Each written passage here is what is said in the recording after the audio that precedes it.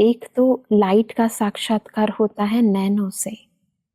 कहते हैं कि नैनो की ज्योति, नयन ऐसे दिखाई पड़ेंगे जैसे नैनो में दो बड़े बल्ब जल रहे हैं।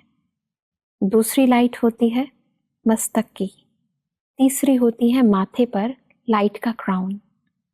कोई भी सामने आए तो उनको यह नयन बल्ब दिखाई पड़े, ज्योति ही ज्योति दिखाई पड़े। जितना हम अभ्यास करते हैं, हाँ जी, आत्मिक स्थिति में स्थित रहते हैं, अपने डबल लाइट स्वरूप में रहते हैं। एक ज्योति स्वरूप आत्मा का प्रकाश स्वरूप है और दूसरा हल्कापन।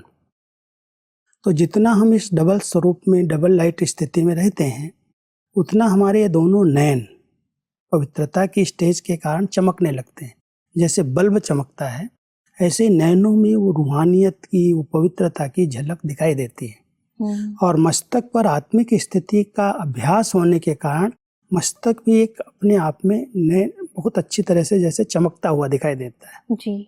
और ऊपर से जितनी पवित्रता की स्टेज हमारी बढ़ती जाती, वैसे जैसे धर्मात्माओं के, देवात्माओं के, महान आत्माओं के चित्रों के ऊपर एक लाइट का क्राउन दिखाते हैं जी।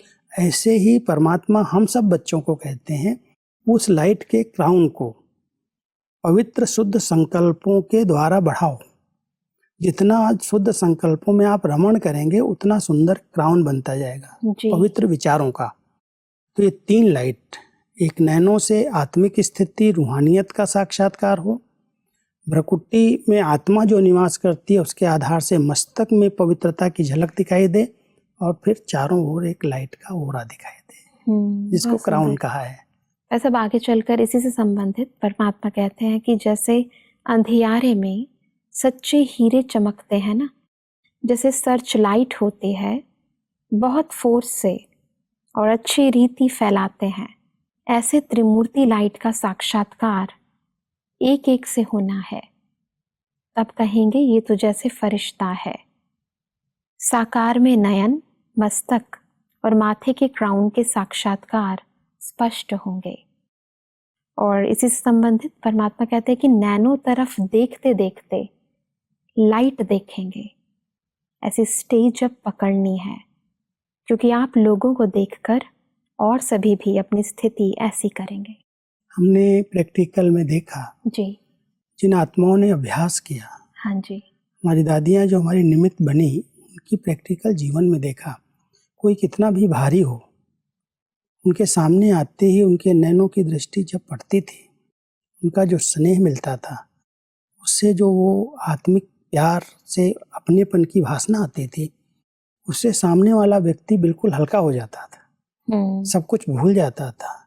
तो परमात्मा कहता है, बच्चे आप एक एक बच्चे से ये अनुभव होना चाहिए।